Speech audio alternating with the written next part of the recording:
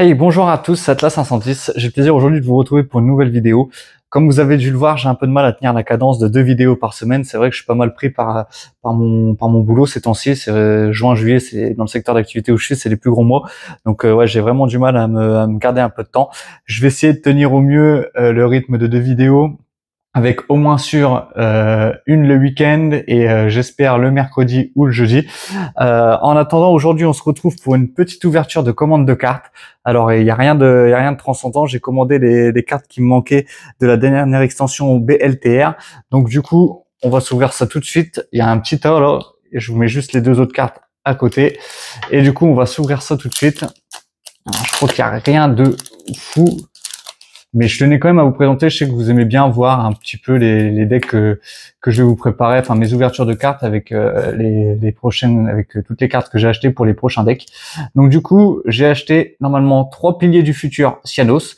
Donc c'est une carte assaut de l'air, donc peut-être qu'il va rentrer en x2 ou en une seule fois dans mon deck. Je verrai bien. Ça fait partie des nouveaux supports qu'on a eu. Donc là, les prochaines cartes, c'est un peu une blague de ma part. En fait, je me suis fait un peu troll. J'ai lu trop vite l'effet. Donc, c'est Anion l'électrode bestial.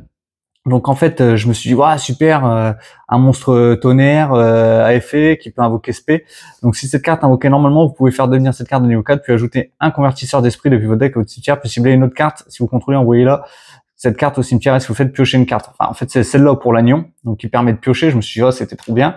Et c'est celle-là, pardon, où j'ai cru qu'elle pouvait invoquer Spé, un monstre tonnerre de niveau 4. Je me suis dit, franchement, dans le deck Dragon du Tonnerre, aller chercher Homme Batterie derrière, c'est totalement gratuit. Mais au final, je me suis fait un peu avoir parce que si cette carte est invoquée normalement, vous pouvez ajouter un Anion électrode bestial depuis votre deck au cimetière à votre main. Puis immédiatement après la résolution de cet effet, vous pouvez invoquer normalement un monstre tonnerre de max niveau 4.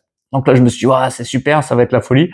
Et par contre, j'ai pas été jusqu'au bout. Et aussi, vous ne pouvez pas invoquer spécialement de monstres X6 lumière exclue. Donc, pour le deck Dragon du Tonnerre, on repassera, parce que c'est que des fusions. Donc voilà, enfin, pour la petite histoire un peu rigolote, je me suis fait avoir. Derrière, j'ai pris 3 boîtes jouées. Je me suis dit, pourquoi pas peut-être en faire quelque chose.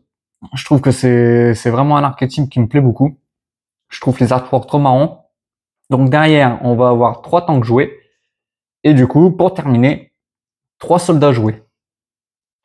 Voilà pour le premier petite commande. Là derrière, on va retrouver donc 2 dragons de feu de glace. Alors pourquoi cette carte-là? Pourquoi on passe à du soldat joué, on passe à du dragon de feu et de glace?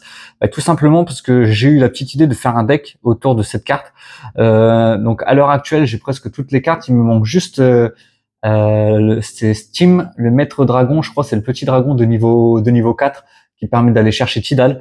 Donc il m'en faudrait encore x2. Et après cette carte-là, je pense que ce petit deck fun sera jouable et je vous le présenterai sur la chaîne parce que je trouve juste cette carte trop belle et trop stylée. L'effet est pas foufou, enfin c'est un effet de carte à l'ancienne de GX.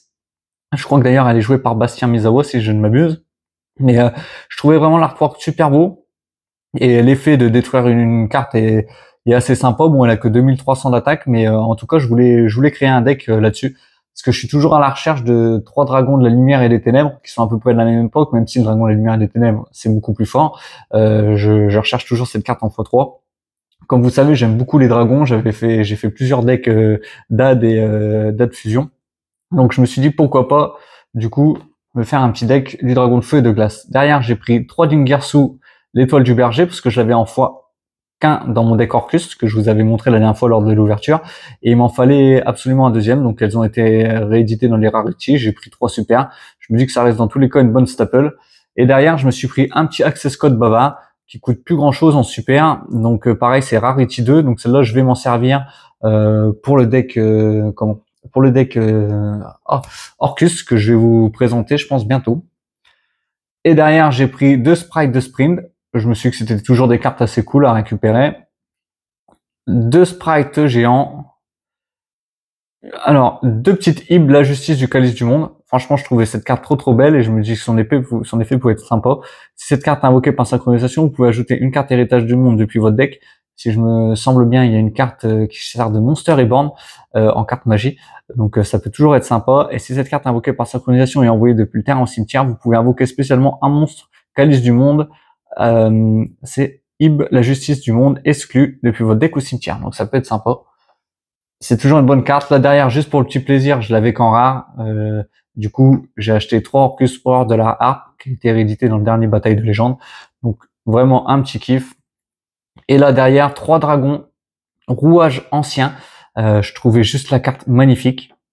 Je suis pas un grand fan du deck rouage ancien, mais en tout cas, je trouvais la carte vraiment magnifique. En plus, il y a eu du support dans la dernière extension. Donc, franchement, pourquoi pas vous faire la présentation d'un petit deck rouage ancien, même si je suis pas trop fan de l'archétype. Enfin, c'est pas vraiment de l'archétype que je suis pas fan, c'est plutôt du Dr. Crawler. Pour moi, c'est vraiment, ça symbolise vraiment ce personnage-là dans GX et je l'ai un peu en horreur. Donc voilà. Mais après, je me suis dit, la carte est vraiment superbe en secrète, donc pourquoi pas l'acheter. En plus, elle coûtait pas grand-chose. Donc voilà pour cette petite commande, cette vidéo ultra rapide pour les commandes du mois de juillet. Donc je vais essayer de vous sortir. Attendez, je vais trop vite en besogne. Il me restait encore les 2 petites cartes là que j'ai achetées. Excusez-moi du coup. Je suis tombé sur le Salamangreande du feu. Du coup, parce que je la jouais qu'en fin dans mon deck Salamangreande, et je me suis dit pourquoi pas la récupérer, au moins la mettre en x2. C'est vraiment, je suis en train de réfléchir, je suis en train vraiment un peu de repartir à zéro avec le deck Salamangreande, et j'aimerais vraiment le jouer full power, donc il me manque la princesse prométhéenne et un Salamangreande Phoenix Pyro. Et je me suis dit je veux vraiment le jouer à fond. Donc je vais racheter un Salamangreande du feu, peut-être même en racheter un 3e. Après celle-là elle lock en feu, mais du coup avec la princesse prométhéenne c'est plus trop un souci pour aller chercher les OTK, on n'a plus trop besoin de l'access codeur bavard.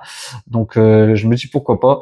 Et là derrière, la petite carte Assaut de l'air, la Link 3, qui est sortie, pareil, Assaut de l'air Azalea Tempérance. Donc je sais pas si elle sera jouée.